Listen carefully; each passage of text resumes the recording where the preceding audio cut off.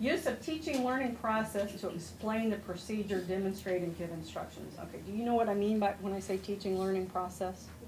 Tell them what you're doing. Tell them what you're doing and why you're doing it. But you tell them in language that they can understand. You don't say, I'm going to use this goniometer to measure your active and passive range of motion. And we're going to manual muscle test you, and oh, by the way, we're going to use a dynamometer. No, don't do that. They don't even know what you're talking about, okay? Just say, I'm going to be working with you today. You know, go over, you know, what is our treatment plan for today? You know, I'm going to measure a few things. Part of what I want to look at is your shoulder flexion and your shoulder abduction. We're going to measure how much movement we have, or how much movement you have, and how much strength you have. Okay? And then you're going to explain each thing along the way. Okay? That's what I mean by the teaching learning process at this level. Okay? Questions about that? Okay. We want you to speak clearly and without the use of medical jargon. Remember, you're talking to a patient that doesn't know what you're talking about. Okay? So I think we've covered that. You want to speak clearly, and, you know, so if you're someone that English is not your first language, yes, you're going to be nervous. But you know how to get along in the world. You do speak English. I know you do because I've heard it. Okay? Just take your time and talk slowly so that you can make your words clear. Okay? It's okay. If your patient doesn't seem to understand what you're asking them to do, at this level, it's probably not a cognitive issue on their part. It's probably because you're not giving them good instructions.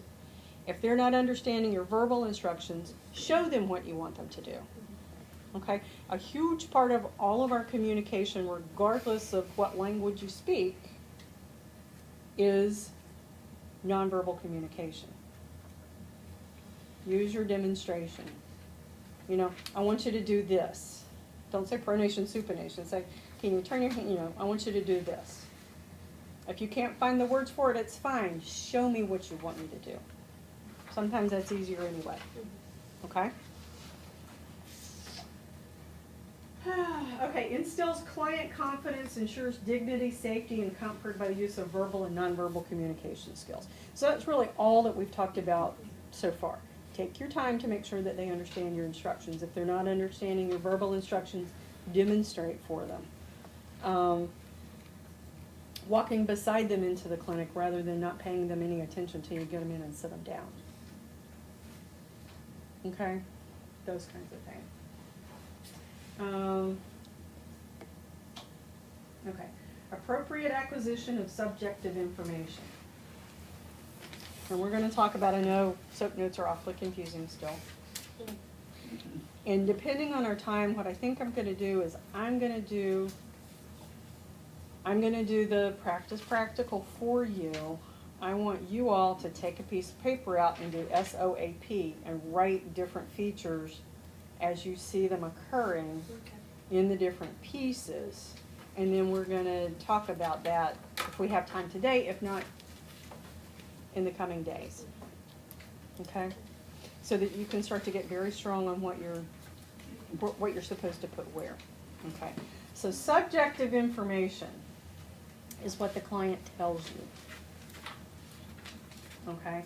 So it might be you want to quantify the patient's pain or problem by using a numerical scale. So I'm sure that you've all been introduced to our fun pain scale. On a scale of 1 to 10, with 10 being the very worst and 1 being almost nothing, how bad is your pain today? And they'll give you a number. If they really can't give you a number, you might pull out the pictures. Okay, we'll have the pictures available for you if you need them. Okay?